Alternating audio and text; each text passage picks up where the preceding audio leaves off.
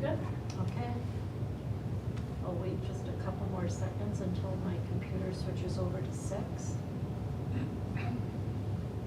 Oh, here we go. All right, it is 6 o'clock and I'll call the meeting to order. Alicia, would you do roll call, please? Lacey Oster. Here. Cherie Link. Here. Ian McDonald. Here. Bruce Blargen. Here. Lori Blargen. Here. Matt Foucault. Here. Marge Blow. Here. Our district mission, together we engage, educate, and empower all learners, bridging their passions to pathways to create successful futures and positively contribute to our local and global community. I'll take a motion to approve the agenda. I'll make a motion to approve the agenda as presented. All right, is there a second? I will second. Thank you. So we have a motion by Matt and a second by Cherie. All in favor? Aye. Any opposed? Motion carries. I have not received any request for public comment. Mark, have you? None. All right, WIAA renewal, and I believe Trent is joining us remotely. I had it up here looking.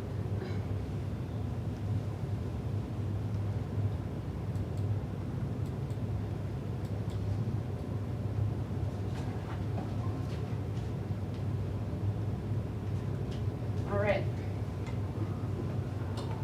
Hello, Trent, are you Hi, ready? everybody. Can you hear me okay? We can hear you. Can you hear us? Yes, I can. Thank you. All right. So on tonight's agenda, we have the WIA membership renewal up for a first reading. This is an annual action item taken by the board for us to be members of the WIAA. There is no cost to us to be members of the WIA. They eliminated membership fees several years ago now. On that memo, it lists all of our sports that we offer. One difference now for next year will be the WIA offers girls wrestling. We do not currently have any high school girls at our high school level that wrestle, but it would allow us, if we did have girls interested in wrestling, to be able to participate in postseason. The tournaments and competitions, everything during the regular season are still the same. The difference now is they have a separate state tournament now. Again, at the current moment, we do not have anybody at the high school level, but it would allow us the opportunity if we did have girls interested. We do have at least 1 or 2, I believe, at the middle school level that we anticipate in future years coming up as well. All right. Did anybody have any questions or comments for Trent? All right, hearing none, we will bring this to our regular session agenda for approval. Thank you, Trent. Yep. And now we are ready to hear from our facilities committee. Lon, will you be? Yep.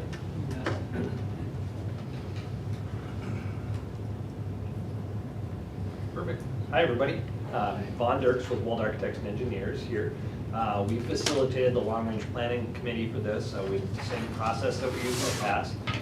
When we do that, we have a lot of different community members and stakeholders involved, but I always let them know none of them signed up to be public speakers. And so I'm going to be representing the group tonight and what we talked about there. We do have Jeremy and Hannah to help us out a little bit with some comments at the end of this, but I'll walk you through the process of what we took a look at and what their recommendation is, and then we'll talk a little bit about next steps. Sound good? Great. So. Or was it not? Maybe it won't work. It's a Moving different forward. program. Yeah, well, let's try it, move forward. Okay. So, give you a quick overview of the process here. Then we'll talk a little bit about previous planning issues and discussions before getting into diagrams. Then some discussion around the criteria development, and any questions that come up, certainly please ask. I'm happy to answer them as we go forward. Next. So you might remember this, this diagram. You don't have to read all the words on the side. This will be available for people to look at afterwards. But we really look at long-range planning as it's sort of like Maslow's hierarchy of needs. You have to deal with physical conditions of a building before you can get up to some of those upper level things that are more related to capacity and enrollment, then safety and security, programming, and eventually activities and community use in the buildings. And so we walk through each one of those steps to take a look at where do the facilities stand now, what needs to be addressed, and how do you start prioritizing those as we go forward. Next. Really, you can look at it as these types of questions are the ones that we would ask any district, and then from there the discussion starts. What are the physical conditions of the building? What do you have to address now? What's critical where you might have asset deterioration if you don't address it? And you can certainly think of this as your house. If you have a bad roof, you need to replace the roof before you ever start talking about remodeling a bathroom, for example. Second is capacity of the buildings. How do the buildings hold the number of students that you have not only now, but for the projected enrollment for the future? Third, safety and security. What additional steps need to be taken from where you stand currently? Fourth, and this was one that really starts to look at how you teach now versus how you might want to teach in the future, is how do the buildings align with your educational delivery models? After that, we get into how do you take a look at extracurricular activities, whether those are performing arts, athletics, other types of activities in the building. And finally, because the community members are the people paying for all this, how do the buildings function beyond education, beyond the extracurricular activities, and what needs to be addressed in the buildings as we go forward? So we take a look at each one of these steps as we go forward. And if you think about it, this is exactly what we did in 2017-18 as we went through the last process, which brings us to the next slide. At the end of that process before, these were the criteria and the priorities from that standpoint. Number one at that time was security, making sure you had secure entries in the buildings. Number two was maintenance, dealing with some of those top priority maintenance items, especially at the middle school and the high school. Third was site improvements, untangling a lot of the traffic mess that was happening on the site. Fourth, a lot of programming changes, making sure the middle school and the high school matched the educational delivery models that both schools were working towards at that time, and moving towards more flexible learning, personalized learning spaces, especially at the high school.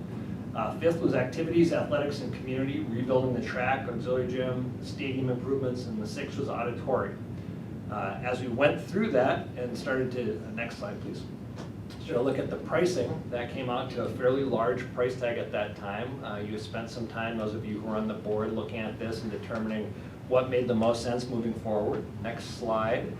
There was really that line drawn between the base option of dealing with the educational items, the security items, the maintenance items, but saying additional gym space, the outdoor activity space, and the auditorium probably had to be a second priority as we went forward to take a look at how you might package that by referenda. 28.6 million above, and then line items for the other items below. Next slide.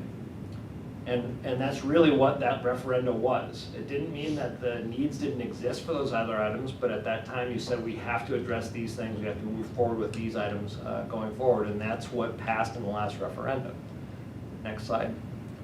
So that started the discussion really of those were needs not that long ago. Are those still needs? What are we taking a look at now as we move forward? So we started our conversation with the group around what are your preliminary thoughts around what your priorities are today? Just right off the top, without looking at anything else, if you had to answer the question today, what would you say the priorities were?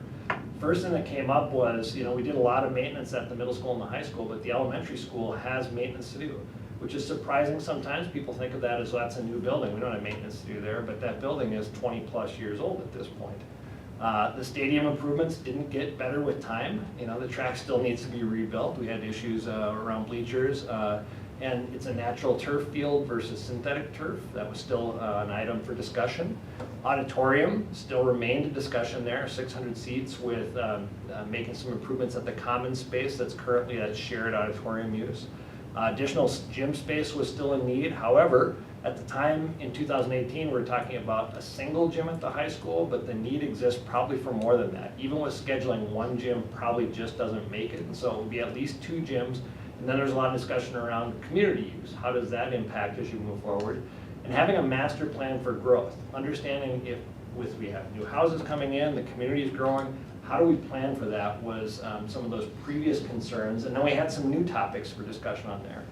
Even though we untangled a significant amount of the traffic going to the northwest, where it tapers down to 2 lanes, still have backups happening around the elementary school. There's probably a little bit of untangling still to do there. Drastically better at the high school and the middle school, but if you're coming in from the north side, you've still got some of those wait and turn lane issues.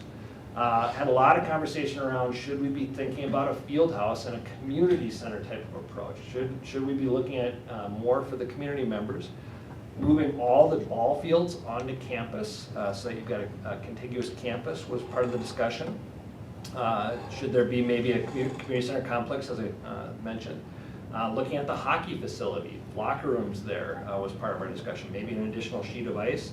Elementary, in addition to the maintenance, the playground was a big topic of discussion, and as well as location of gyms. If we're talking about a gym, should it be at an elementary, should it be at a high school?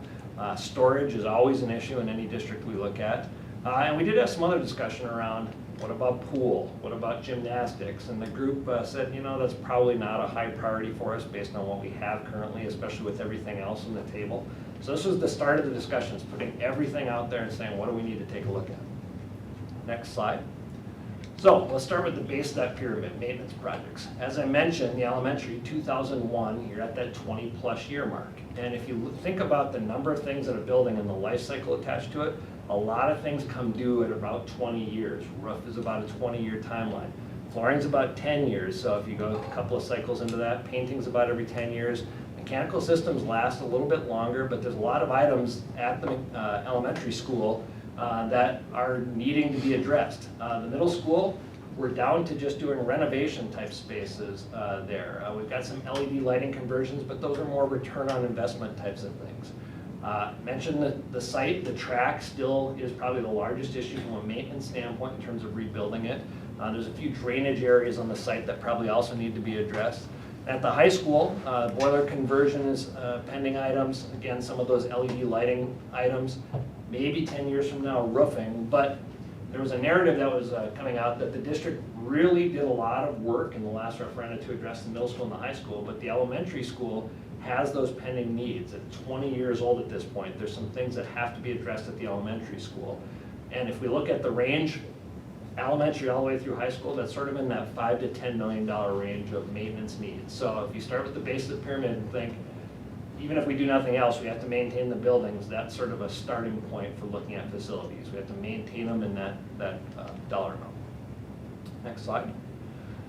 Next item was capacity versus enrollment, and a lot of discussion around the houses being built and what that means for you as a community. So we looked at where we are currently with the buildings, what work was done previously, and what our new capacity of the buildings is, which is a little over 1,780 is what the buildings can hold in a perfect scenario, meaning every grade is the perfect size going through, and they ebb and flow a little bit. But your enrollment is less than that. We've got room in the buildings to actually add about 15 to 25 per grade before you get to that capacity standpoint. And to put that in perspective, that would mean you'd have to grow a little bit over 2% annually continuously for the next 10 years to hit that capacity mark. So we're good in terms of capacity in the buildings. We know that each one of those grades can get up to about 175 to 180 per grade before you hit the capacity mark coming in, and you're only at about 110 to 135 right now as you look at your grade levels. So we're pretty good from that standpoint. Next slide. Then we started to take a look at the buildings and said, if you do have to expand, because we have to think about this master plan and think long term, where would we expand out? And so these are some diagrams showing how capacity was generated at the buildings, how we look at that, where the possible expansions would go. Elementary, its design says we could put additions on in each direction going out, but we still have to address things like the size of the cafeteria if you added more kids into it. We don't have a lot of room to expand out towards the northeast on that building, but we could expand those wings. Next slide. Middle school is a little bit more of a challenge. We've got boundaries on the north side of that, the west side of that make it really difficult to go out. We could add some classrooms there. You'd have to add some specialist space as well, because it's not just about the classrooms once you get to middle school. You have to have a little bit more of your art space, your music space, those types of things. It's a little bit of room, but that cafeteria space doesn't have a lot of room for expansion. There's no adjacent rooms we could take over and say, we can just make that area bigger. And so this building's a little bit more of a challenge as we think about expansion. And at the high school is very much like the elementary. We've got a lot of room that we can expand classrooms there. We've got space we can expand gyms. We've got space we can expand specialist spaces. We do know on the one side we're bounded by where traffic concerns are, but we've got areas to expand there. Also, as we start to think about what types of expansions we look at, varsity athletics typically located at high schools. That's usually where it is. And so as we talk about gym space, we want to make sure that we had enough room for those large component types of diagrams.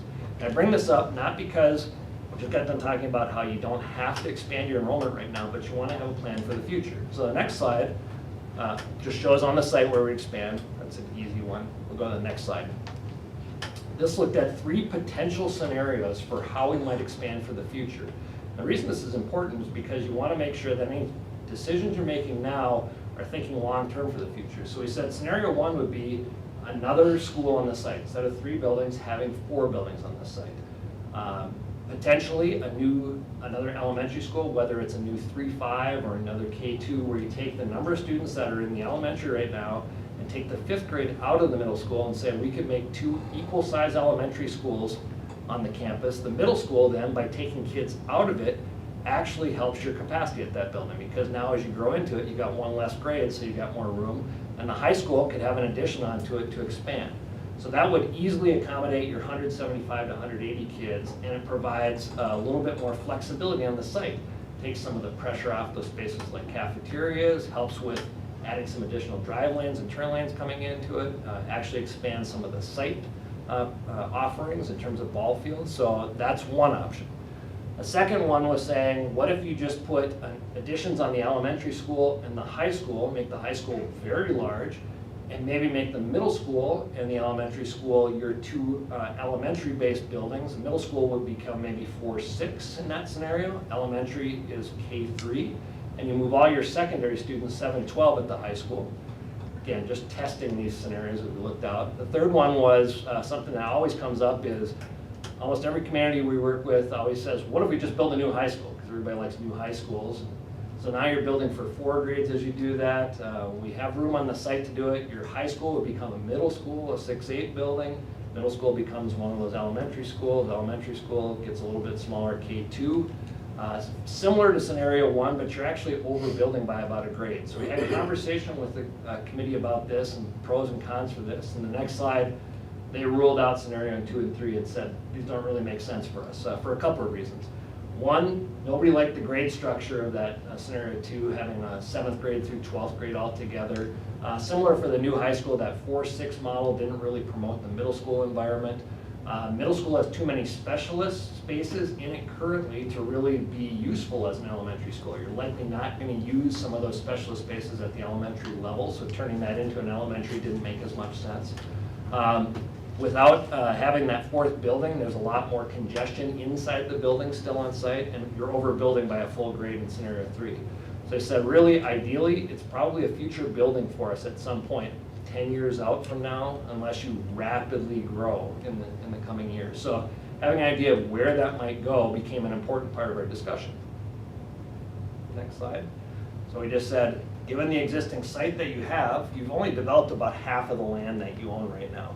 Plenty of room to put another building on that site, to expand up without even starting to take out some of those trees on the northern parts of the site. Gives us another lane to potentially bring traffic out to the site. So as we think about things for the future, preserving that space for another 4th building on the campus, still keeping your campus setting, became part of our discussions. Now, taking a look at the current site, it doesn't mean that we don't have some site issues that we have to take a look at. As I mentioned, most of the traffic issues are up to the north and the west. We still got backups around the elementary school coming in. A lot of things have been resolved around the other parts of the site. We've separated the buses and the cars. That's working very well on campus. Soccer needs better game field conditions. Beautiful grass out there, but doesn't have the lighting and the bleachers and the other things that are at the stadium. Elementary playground, as I mentioned, is one of the site issues that need to be addressed. So we put this in the back of our head and said, okay, anything we look at has to make sure that we're resolving these issues as well. Next slide.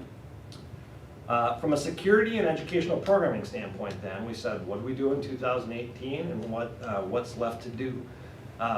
All the buildings have had their security issues updated. We did the secure vestibules at the building. We've done a lot in terms of the communication system, so people felt security-wise we're in really good shape. We addressed that before. As well as the middle school and the high school are aligned to the educational philosophy. You have all of those flexible learning spaces now really working well for what you wanted to do. We talked about that at the elementary level and said, do we need to create those spaces at the elementary level? And the committee felt that, no, the elementary actually is appropriate for what we're doing there. We don't need as much of that flexible learning space because the students are spending more of their time in the classroom as opposed to autonomous or independent learning. So probably not as much of an issue, which is a nice position to be in as you go forward. So then it came down to what's unresolved here. And this is a list of all items from 2018, and I highlighted some of the red ones that are still big issues. Not enough gym stations at the high school and the middle school. You still have your scheduling issues there. As I mentioned, we looked at the scheduling going out, and one gym barely covers it. It's more likely 1+ or 1.5 gyms that are needed to schedule in all the practices, especially around winter-based sports. Not a big surprise, and in our climate, we've got a lot more indoor activities happening at that point. Auditorium, still, it's that commons multi-purpose use. You can do it, it's just a compromised issue in terms of performance spaces. The track really needs to be rebuilt. That's a maintenance item, but having that additional lane to it, having synthetic turf allows you a different type of competition for the students there.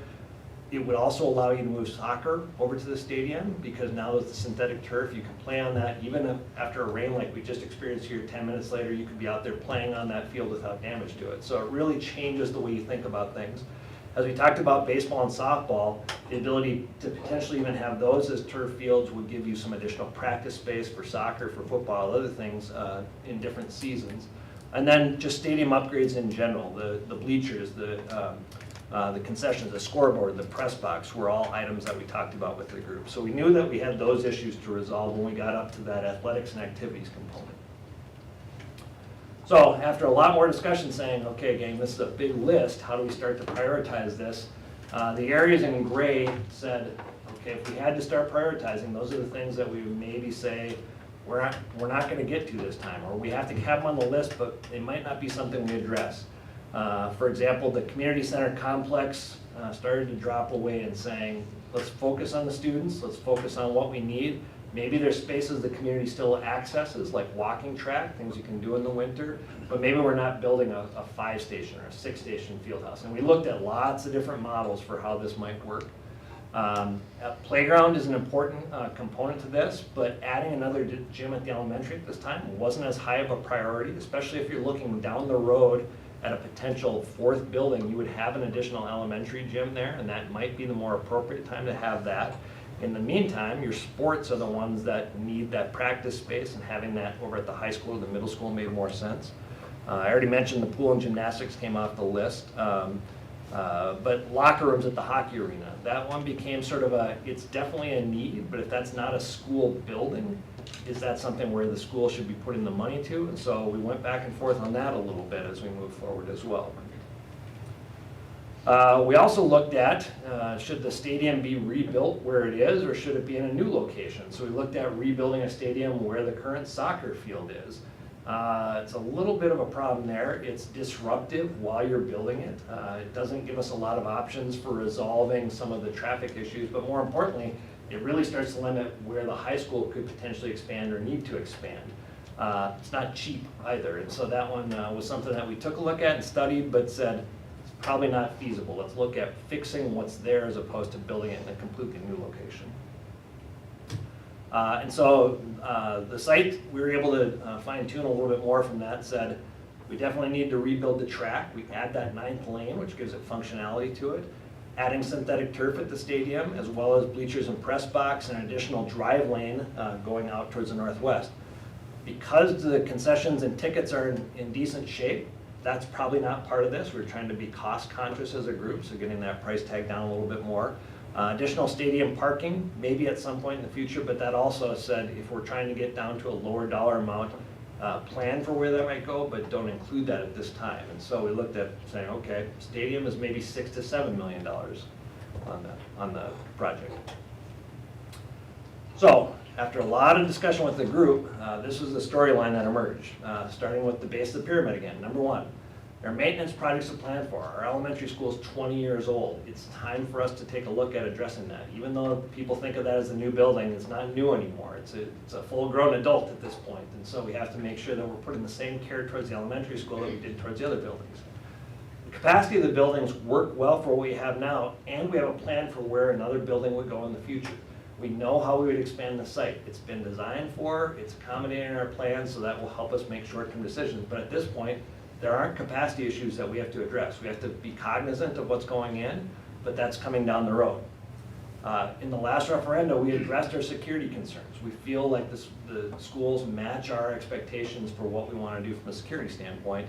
And we also updated the buildings at the middle school and the high school for our educational needs in the last referendum. We made significant improvements at both the secondary buildings and our elementary school works well for what we're doing. At this time, our biggest needs are related to extracurricular activities, things that provide communities or opportunities for our kids, and the community in turn benefits from those spaces. So what we're looking at this point, same type of list on the left, the existing previous, and behind that new discussion or the redefined development needs, we have to address the remaining traffic issues. Field house, either 2 or 3 stations at the high school with a walking track and a cardio room would provide not only opportunities for the student athletes, but the community as well. And all the ball fields at the campus, starting with at least 1 baseball, softball, master plan for a full complex to move those over there.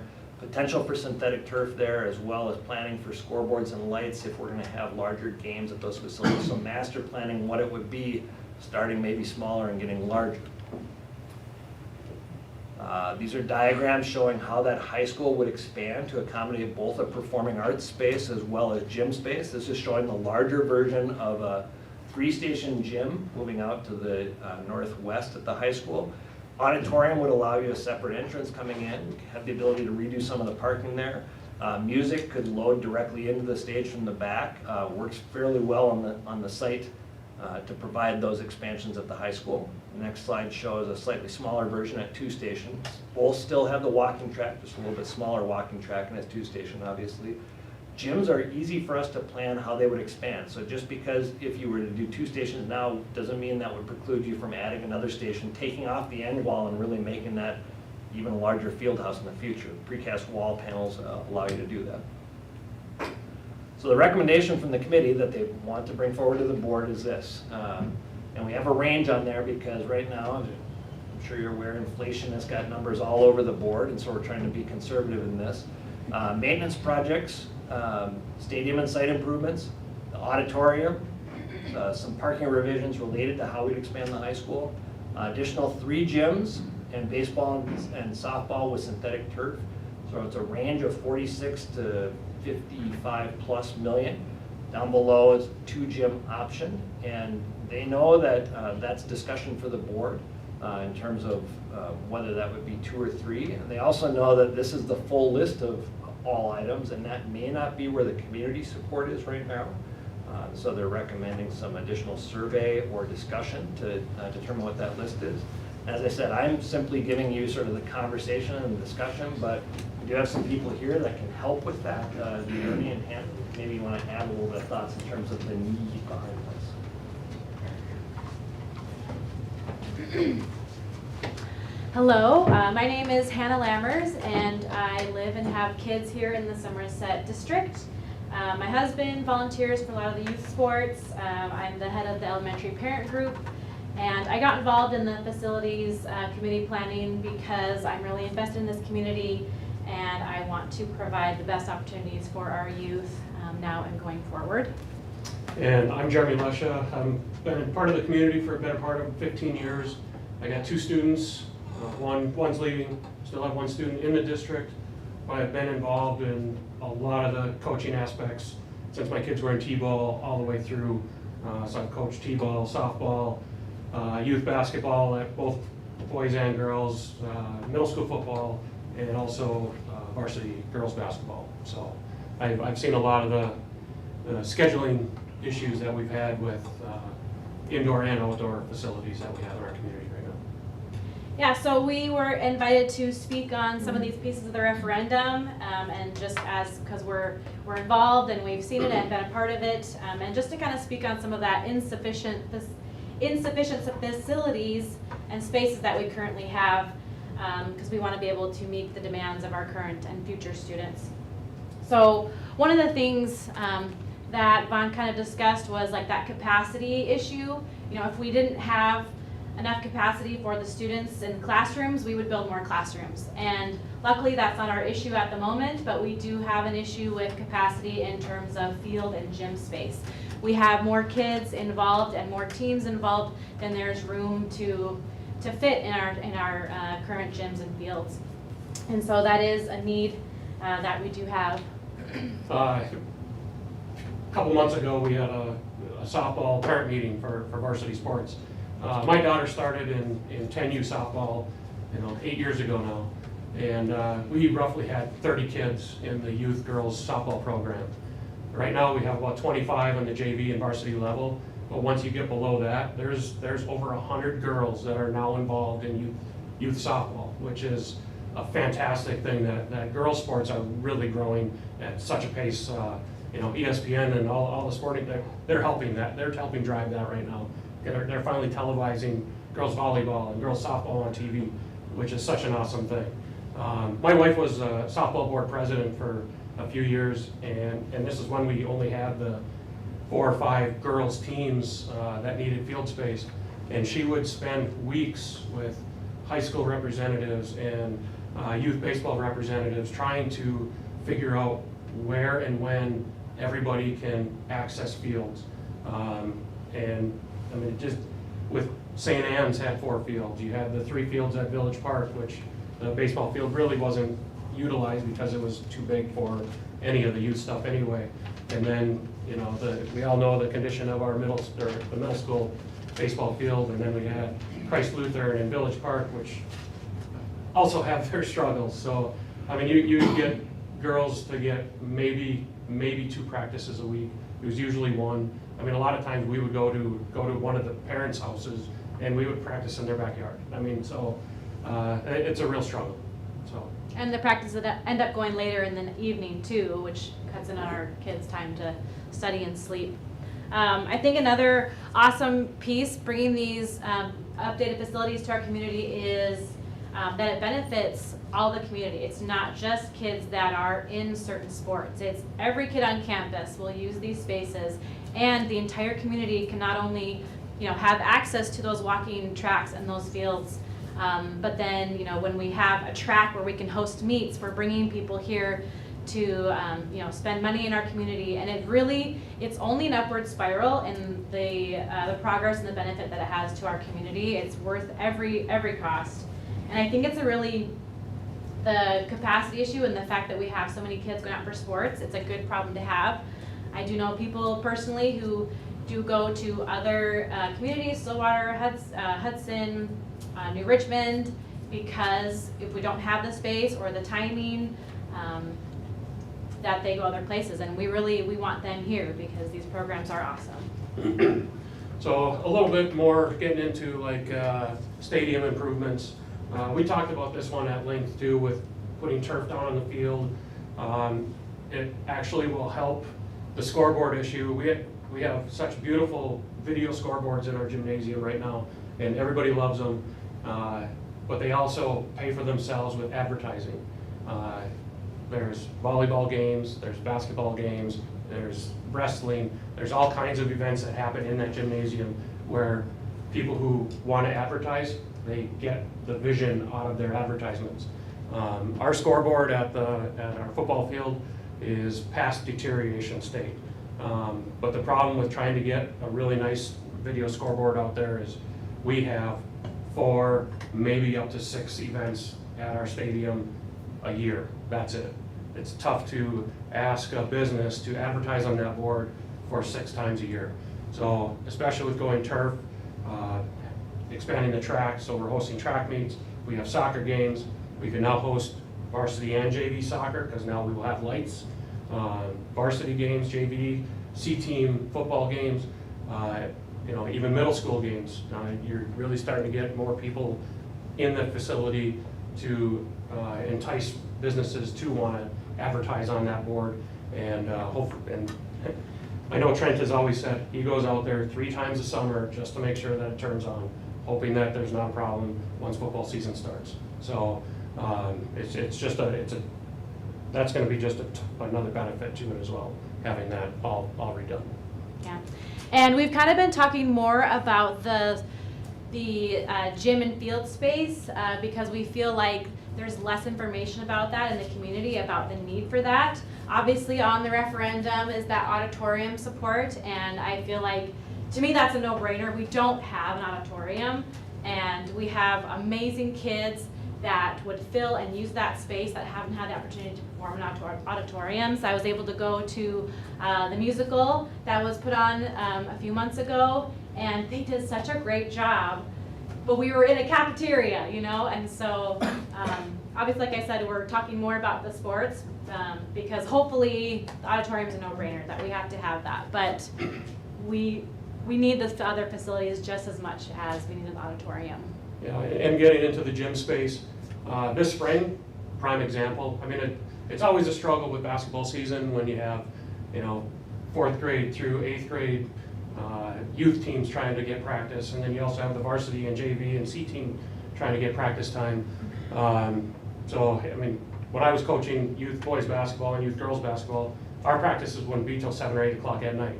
So you're taking little kids, going home, eating dinner, coming back out, doing all the stuff that you need to do for practice and trying to keep their attention.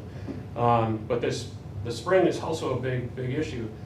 We just spent a lot of money and time in our gym making it look it was the nicest gym in our conference. I can honestly say that.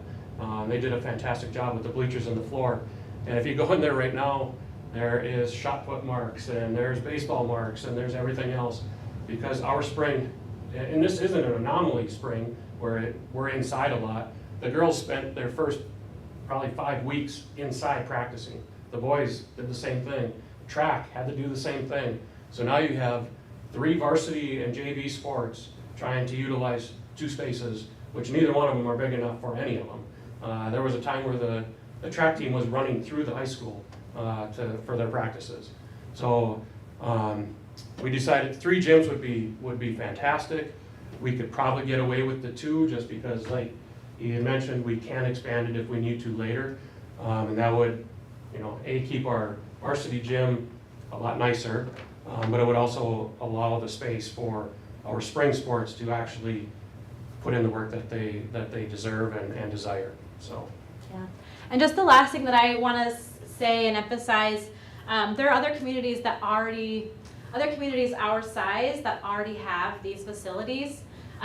So we really need to step up our game, because like our facilities really should match the performance of our students, and we already have amazing students that are doing amazing things, and we really need the facilities to rise the level of where they're already performing. So, and just to coattail that, I recently I was invited to the Excellence in Education program, where they recognized 15 of our seniors this year, and I want to say 14 of them were either involved in volleyball, softball, basketball, hockey, soccer, choir, band, musicals, everything that we're looking for here. We hold our students to a standard. We hold our student athletes to a higher standard. They're the ones that are actually utilizing this space right now, and I say let's bring in more to raise the standards that way. You know, I see a little bit on Facebook that we need to spend our money on education. Our students are the ones that are using the stuff are already the higher end of a lot of the student achievement in this district. And I hate to see us say, you don't need it. We do need it, and let's not penalize the ones that are actually bringing up our district in the academics as well. So, and then the other thing I want to say, I think this is also the largest National Honor Society class, the senior class. I think there's 35, and I would guess that it's close to 30 of those kids that are also involved in all of those activities that this will benefit from. Obviously, they're not going to get to use it. My son's a sophomore right now. He may not get to use any of this stuff by the time that it's all built. That's not my priority. My priority is for the kids coming up, that hopefully they will just take everything and run with it and continue to do the district proud. And the whole community. Yeah. So, thank you. Thanks. Thanks. So I didn't have to worry about task force members being enthusiastic about what it is that they've been talking about. And I realized as they were talking, what I forgot to put in was a slide showcasing all the task force members. We had a lot of really good voices at this, very enthusiastic voices. Oftentimes we were trying to get the group, hey, whoa, come back over here. Let's talk about what makes this most sense and how we do this. And so I think you're probably aware of the enthusiasm of the group that worked on this, and we'll add that slide to it. I want to move forward one slide here because we were mentioning the referenda, and that's not decided yet. That's for you to decide how to best take a look at meeting needs, and that's something the board group from a planning group they did talk about. Spent a lot of time saying, if we were going to do this, how would we do this? And they wanted you to know that they felt a single question, if you did a referenda, would be what they would recommend. But again, that's board discussion. Next steps would be taking a look at, if this is the list of needs you have, how do you identify, is this what the community would support? And the best way to do that is surveying. You've done that in the past, so I think you know the value of the survey.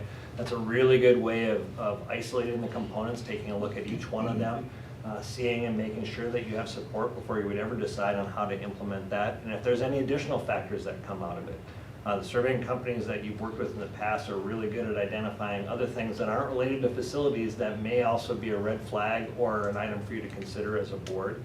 Once we narrowed in, said is this what you want to do, if you were to decide on a referendum, we'd be formalizing those budgets, getting that range narrowed in, making sure we have the exact scope defined for each of those components, and so we'd be able to take that range and get it down to a single dollar amount as you move forward. But this is the recommendation of the group. This is what they wanted you to consider and think about as a board. And so with that, happy to answer any questions. It's a lot to throw at you.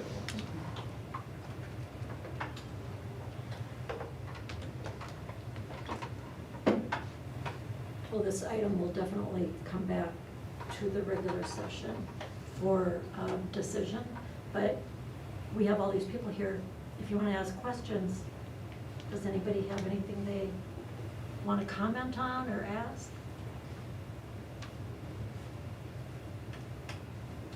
When do we need to make our decision on by what we want to send out, or when we need that information back so we can get it done in, I think it's November? No, you've got to, if you're gonna run on a November election, Yeah. which is that, we kind of geared towards that, you've got to make a decision in August as far as what's gonna be on So the we'd ballot. have to have all the surveying and everything done. Right, so we get on surveying as soon as possible, so you have some time Yeah. to, because the community will tell you basically where the support is. And then you've got decisions as far as what's gonna be on that ballot, if it's a 1 or 2 question ballot, what stays, where's the support, what's not. So, as we said before, take it one step at a time. The next step is that survey, and regardless of what's on the survey, the community will tell us what. Did we use school perceptions last time? Yes. And I know something that Hannah and I have just talked about is making sure that, we have to decide, I guess, what we want on there, but that the information that's out there when people get the questions, get them answered, that they have all the background information of why this is happening, instead of just, I don't know, Hannah, exactly what you were telling me, but it was, we want to fill out the cards, like we did before. This is why we're doing the referendum. But before they take the survey, so they know this is why we're doing this. So when you take the survey, you're not just shooting it down right away. So we get the right information, because that's kind of what happened last time, where we had support for the first ones, and the second ones, the options 3, 4, and 5, weren't quite sure. But maybe if we would have pushed a little harder on the front end, we would have had enough. But we just couldn't take the chance. But Well, in the survey for the referendum that we passed in 2019, what the community was support was very clear. I mean, and I think you remember that. yeah. And there's also laws about how many questions you can Right. ask. But for the survey, I guess it was just. Yeah. So in the survey, that's also a time to educate. Yeah. That's why there's a lot of information that goes into building a survey, because you're educating at the same time you're asking them for their input. And that doesn't say we can't preclude that by sending out other information that, hey, a survey is going to be coming out to you, which we typically do, and this is what it's all about, and present more information to it. In the last, for the last referendum, you know, we weren't that far off from those second questions, but we knew we couldn't jeopardize the first, you know, the maintenance and the excess levy piece of it. We didn't want to take that chance. You know, we can second guess everything afterwards that, hey, maybe we could have put that auditorium on there, but it wasn't worth the risk at the time. And from that time on, every time I've gone out to a group, when are you going to run that second half? You know, so this is the second half, you know, from that original referendum. Yeah, I would just say, Bruce, I agree with you. I think that education is a huge piece. In one of the last surveys we did, there was some comments that we don't have a baseball team, we don't have a high school hockey team, in some of the comments. And for people out there taking that survey, you know, they don't know all those pieces. So we gotta make sure we educate and we get it. The second thing is, I'll just say thank you to all of you that were on that committee. I sat in as many of those meetings that I could. I didn't make all of them. So for those of you that were there and offered input, I really thank you. And just for anybody listening or the rest of the board, I mean, this is a sampling of all kinds of different people throughout the community. Some that don't have kids in the district anymore, some that do. So to see a consensus come together, even though it's a big dollar amount, you know, I've got kids here too, and we have a future, and we do have a drastic difference between what our facility has and what neighbors have. So thank you to those of you that were there and offered your input. I appreciate it.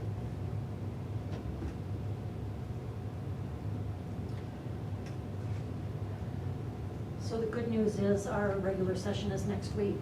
So there's not a very long delay between getting all this information and making a decision so we can move forward in a timely manner.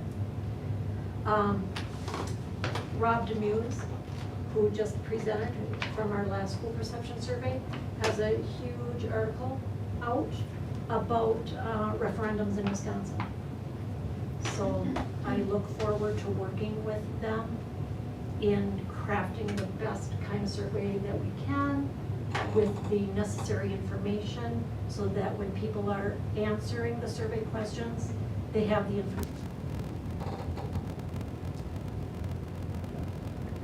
Anything else right now? Thank you so much for all the work that you did and for coming tonight and presenting. And your enthusiasm is marvelous. Thank you. Thank you. Now I have to go celebrate a big win, beating Baldwin tonight in softball. And I'm gonna go back to soccer, because, you know, we waited an hour and now we're gonna play again. So, thanks. Glad we could accommodate. Hey, well, I mean, it was good timing, right? Not talk at all. This presentation, meeting minutes, the presentations from the task force, all available, and I think they're online, correct? I'll link it, yeah. So that's all available for the community as well. So this presentation will be linked to our agenda? Yep. After I add a slide with all the task force members on it. Okay, thank Okay. you. Is this Market Johnson pricing or is this your pricing? It's actually a combination of Market Johnson and ours. Market Johnson did most of the heavy lifting, and then we added some commentary over what we're seeing bid right now, what's happening. Despite the fact that everything you hear right now is inflation, there are some indications that it's not long-term. If you take a look at even what's in design right now or out there, there isn't as much construction work down the road, which could tend to indicate a drop in some of those inflationary prices. Supply chain issues are still a problem, but we're looking at everything we've been designing recently. We've been working around those things to try and help deal with some of those inflationary costs. So it's not all bad news.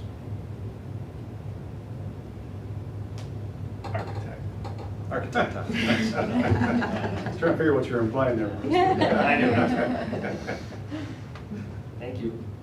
Thanks a lot. So this item will be back on the regular session agenda. Then Mark, staffing update discussion. Just very quickly, I updated you in the weekend update there just about the process we use and the goals we had set from the get-go. Interesting enough, today I just was on a string with all the superintendents, and we're always concerned with class sizes and sections and things like that. And you know, even I think the only thing we did section-wise is we went from 5 to 4 sections in 4th grade, and now our numbers are really very in line from you know, from kindergarten through the middle school as far as progressively, rather than having, you know, smaller fifth grade and a larger second grade, things like that. But we are, after the numbers I got today, we're quite a bit lower than other districts, which, fine. And, you know, I keep saying this out here that, you know, if the legislature doesn't come through, you know, you got a lot of work to do coming up, which, you know, hopefully they will. And, but the moves we made, no one lost a job. We reassigned a few people. We've got everyone with certifications and spots that we need them. We've got 2 hires left to do at the middle school for 5th grade and for FIAD at the middle school. And then we should be all set. Everything's full. So, and again, you know, realizing that savings is just going to help us, you know, chew some of that off that we're going to have to face with that budget deficit and the healthcare thing that we're not, you know, and that's not concrete yet, but that we're always working on the worst case scenario. So with so that's this really. staffing, Pardon? so with this staffing update, we're looking at a net savings of about $300,000. Right around 3, maybe a little bit more, because there's, you know, some, anytime people are leaving, you know, we just really evaluate hard, you know, especially, you know, in the non-certified also, that where we can look at a savings. You know, we know down the road there's gonna be growth coming in here, and we're just gonna have to react to that. So next year, if, you know, people don't tell us when they leave, and they don't tell us when they come in a lot of times at the beginning of the year. Sometimes they come in, hey, I forgot to register my 12 kids. Well, then what do? You gotta react to that somehow. So we spent a lot of time over the last month administratively, and it's, you gotta play the game with the players you got and what you know for sure right now, because you can't overstaff, because, you know, we can lose that fund balance in a hurry. And we're sitting very well. We built fund balance over the last few years, which, you know, is very unusual with the unpredictability of ESSER and how these funds come and go. But now it's to the end of that, and so it's, you know, you kind of got to pay the piper here and look what's happening, and it's happening to everyone. So everyone's just kind of hunkering down a little bit right now, and if we can do this, you know, and not cost anybody any jobs right now in the short term, then we take a good hard look at it in September and October and make some good projections there and start this. Because worst case scenario is you might have to do some serious restructuring. So, again, I don't have the crystal ball, but we can see a little bit of what's coming. Before you move on, did anybody else have any questions for Mark regarding staffing? The next piece was, you know, we have roughly around 3.25 left over of construction funds from the project. And so we had some, we did some talking at the admin table. We looked at some of the things that are, you know, like they mentioned, the scoreboard. I mean, some of these things are just time bombs, they're gonna go. And we've got an opportunity out of money that we've had that are legitimate expenses for these pieces here. The fencing, the city came to us and said, hey, you know, you should really look at doing something by the north side of the pond there, because when they re-dredged it, it's pretty deep. And, you know, it wouldn't take much for somebody to slide in there and can't get out. So we've already told the maintenance, go ahead, get the fence on there, so they'll be putting that in shortly. Both of the playgrounds at the elementary school are in really tough shape. We can do one of them out of this money, which would be about $100 grand. And so we'd probably leave the other one out of maintenance from the future referendum. The scoreboard, you know, to put a nice video scoreboard like you see at some of these stadiums are about $250, $275. And, you know, as they said here, you know, without a new stadium and you're only running 5-6 events, it's really not worth doing that. But we can put a scoreboard that's prepped for video, which basically has the same functions as this, but not the video screen, for about $125. But then pass referendum, you put the track in, you're doing all that, having all those activities, you're gonna want that video screen, and that would be, you know, probably another 100 or something, but we could chew off a big piece of it here. The other big thing is that high school PA, they've been on this for like 3-4 years, that they wanted to get it, because it's in tough shape over there, and that's about a $50,000 item. You know, you do those, you know, it's around $280. You still have some money left over you know, we've been looking at that video board out front by the roundabout, or maybe doing something with the boardroom, what have you. I would suggest that maybe invest something, at least in new furniture, in the boardroom here, because these tables are a mess to throw around for the ladies, and that's all. But we'd like to look at, you know, I want to get some firm bids, put these out for bids for playground, scoreboard, and the high school PA, if you want to spend the money that way. What about moving the boardroom to that back room? We haven't talked about that. That's a really good Are idea. you using this to, Yeah, that's what was gonna be what's the my expense to That's a that? really good idea. We actually had planned on that before. I think furniture-wise was around 15,000 or 20,000 for everything we would need for that. The other, I think total it was around 30, somewhere in 30, 35,000, because the technology all has to be moved. And we take out that wall in between and put kind of a folding wall, so we have an expansive space, so when we have larger groups, you know, we have more room. But I'd have to get new prices on that. If you're interested in that, I think be a good investment, personally. You could move that other entrance as the public entrance then too? Yeah, yeah, but, you know, having a larger space for training and staff development would be ideal, because we don't have that medium-sized space here in that. And we still keep everything portable as far as the board table and things like that. We would put a, you know, the big altar like some districts have. But that's a thought. So, if you'd like, you can shape this up for something on Monday night. Well, I'd also like to get some information about, so we have about $350,000.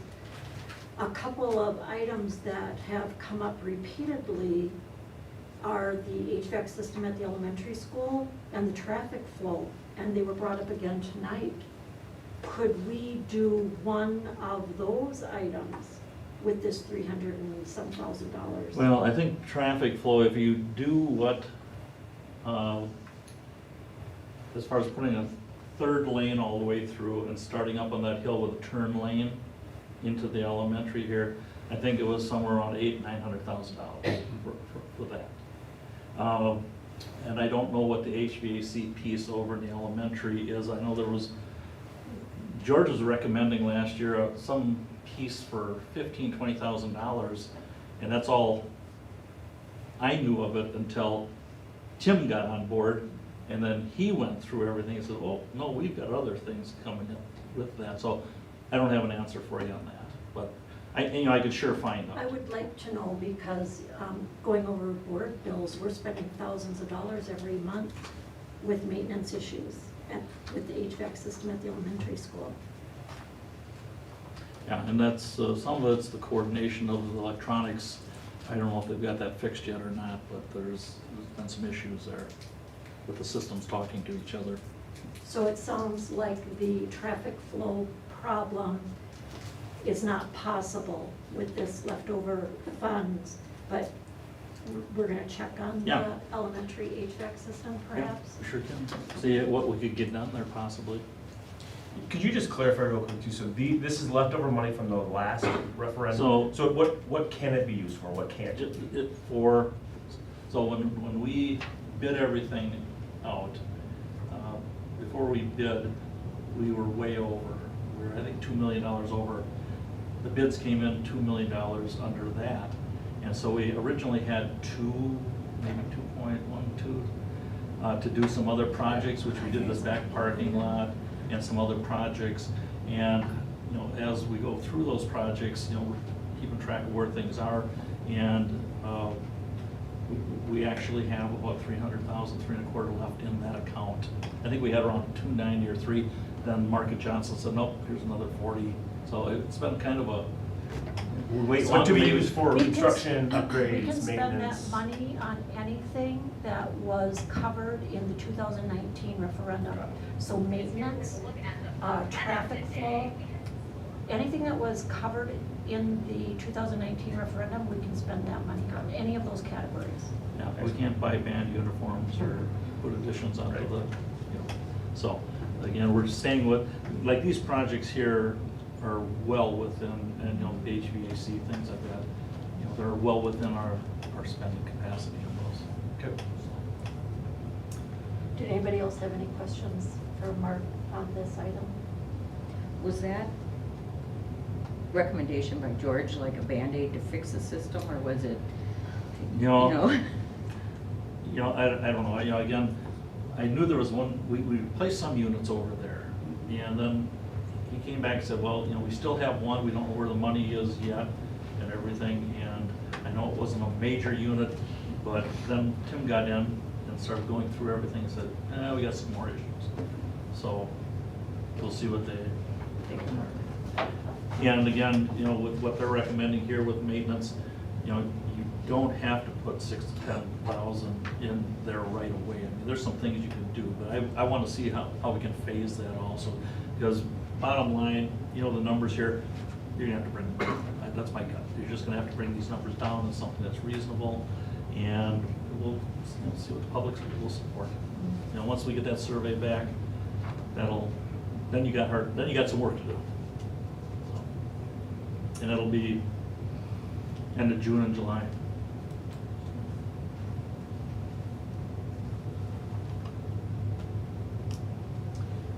What action does that be next week? Do you need a list? Do you need an okay to? Well, I'll put a list together of the projects, and I'll do some research on the other pieces there. And then, you can even pick and choose. None of it's time sensitive. So it's not like we have to do this tomorrow or next week. So, I'll put a list together with some, discussion, possible movement, and see where we want to go with it. But, good thing is, got some money to spend. All right, so the next item on the agenda is the school board reorganization, and there's 4 items here that we have to take a look at. So for this part of the meeting, Mark and Alicia will kind of run things. But going through our policy and going through Robert's Rules of Orders, anybody can make a nomination for any office. It does not require a second, it just requires a nomination. Say that again? Nominations do not require a second. Correct. So we all set to Yep, go begin? ahead. Okay, at this point, I would entertain a motion to open up nominations for the position of board president. I'll make a motion. We have, Matt, and do we have a second? I'll second. Sheree? Okay, at this time, Okay, go ahead. at this time, we'll take nominations for board president. I'd like to nominate Lacey Oster for president.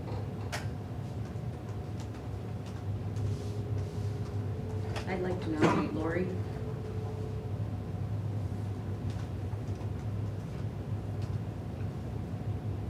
Are there any other nominations?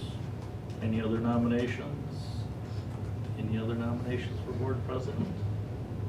Hearing none, I take a motion to close the nominations for board president.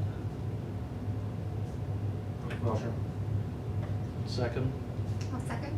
Okay, so we have Lacey and Lori. Alicia, do you want to hand out the ballots? So we'll have paper ballots here. Vote, and Alicia will count them up. Does it matter if it says vice president? You want I was just saying if you were paying attention, you passed. Marge caught it first. Did you pass the front? The vice president one. I was just making sure they're still awake. Trick question, trick election. Thank you.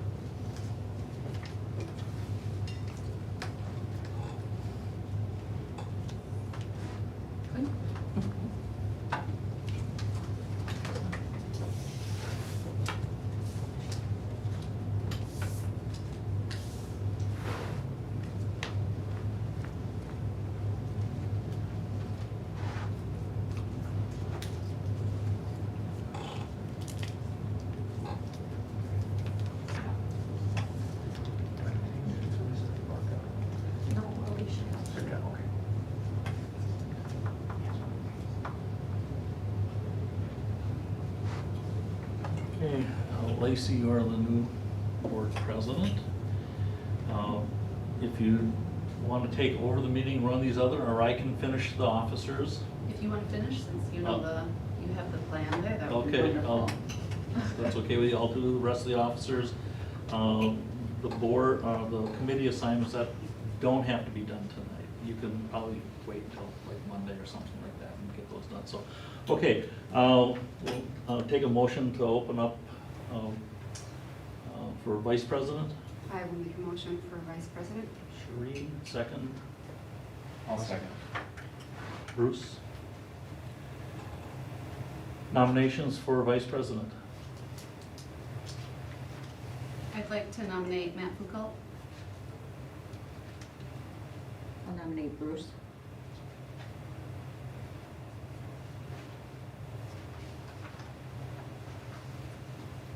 Any other nominations for vice president?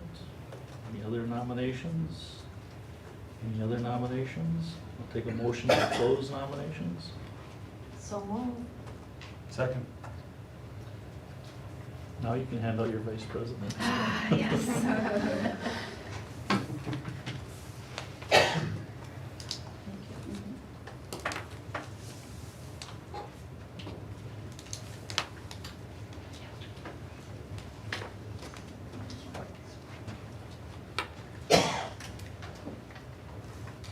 You guys save these here.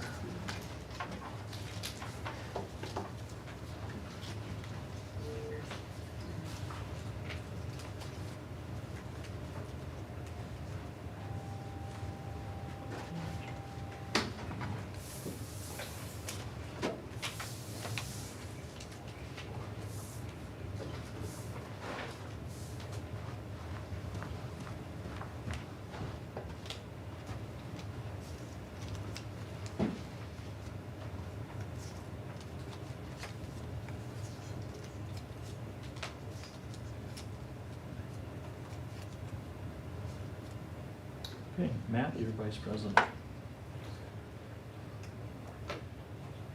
Okay, a motion for election of treasurer.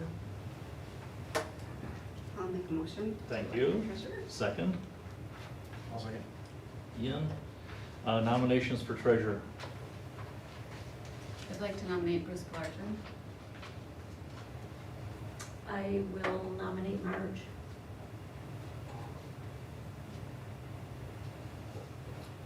Any other nominations for treasurer? Any other nominations?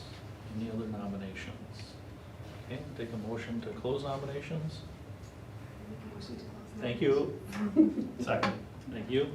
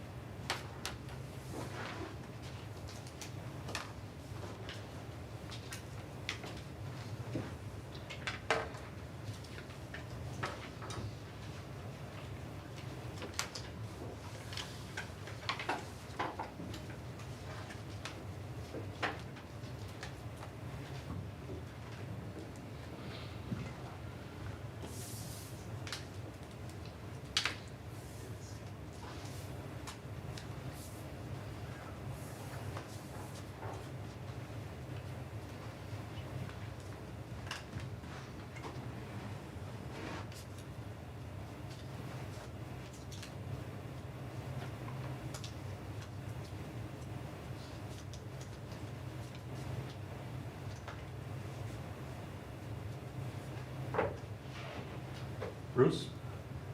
Treasurer? Okay, take a motion to open up nominations for clerk. I'll make a motion. Matt, A second. Lori. Nominations for clerk. Let's nominate Sheree for clerk.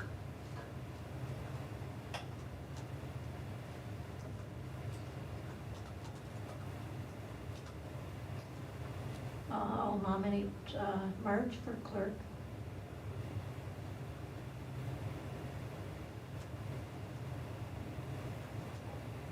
Any other nominations for clerk? Any other nominations? Any other nominations? Take a motion to close nominations. Make a motion to close nominations. Lisa, Second. Matt?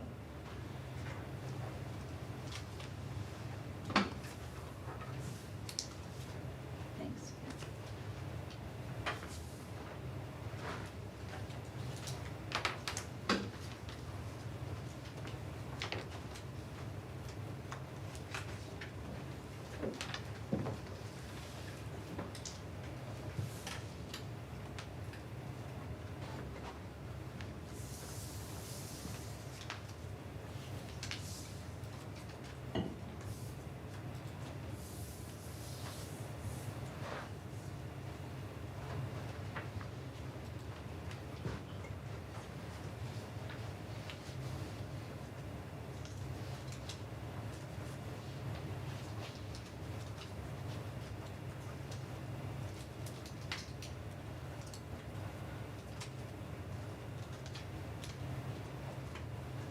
Okay, Sheree, you're a clerk. Okay, we have our slate of officers, and then you'll work on, I can talk to you about committees and things like that, so how to do that over the next few weeks, or next week. Lacey, the meeting is yours. I believe we're at action items. I'm gonna have to brush up on my Robert's Rules of Order, so bear with me, I'm sorry for the next. Is there a motion to move forward with the topics of action with personnel update and the statement agreement? I'll make a motion to approve 10A 1, 2, or 1, 2, and B 1. I'll second. All in favor? Aye. Any opposed? Okay, I guess we are at our once around the table. Sheree, do you want to start? Great meeting, looking forward to the next few weeks. We're gonna see each other a lot. So I'm looking forward to seeing the candidates that we've got coming up for superintendent and watching everything roll away for the end of the school year. The Spartan Scoop was exciting to see everything that's been going on. So yeah, congratulations to moving forward. I'll second that. Yeah, a lot of good information there. Know where our facilities need to go. Thanks for everybody that presented today. And Saturday is the showcase at the MTR for jazz band and show choir. 6 o'clock.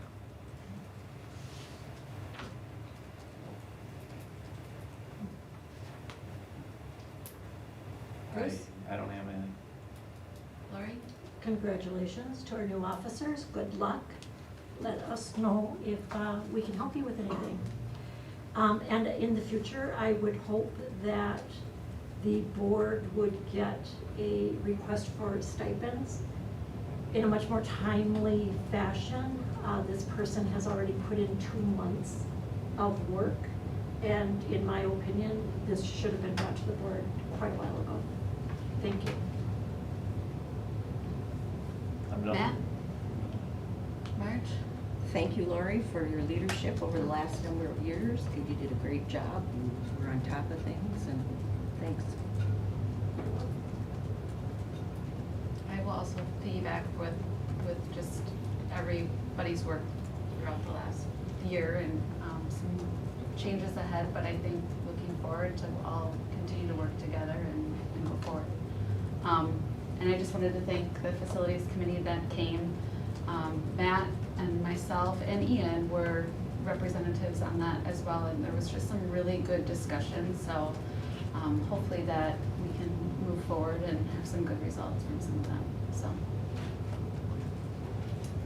Oh, and. Yeah, I was gonna mention that Dweebs are doing a community event, May 25th from 5 to 6:30, so more calendars, and there'll be more details coming out on that. Yeah, so Move on it's to- at elementary school, there's gonna be a food truck, ice cream, but a lot for elementary families, bring kids and kind looking to end the school year too.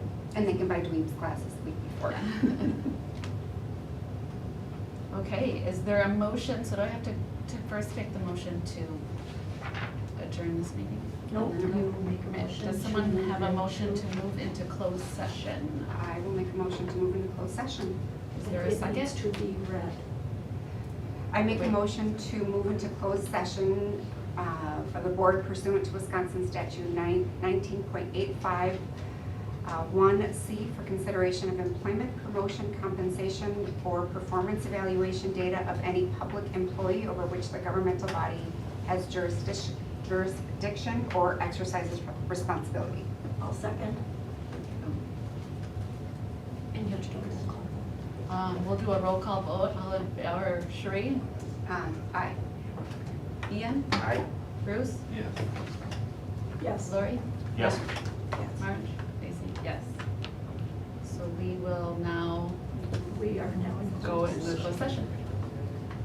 Promise I'll be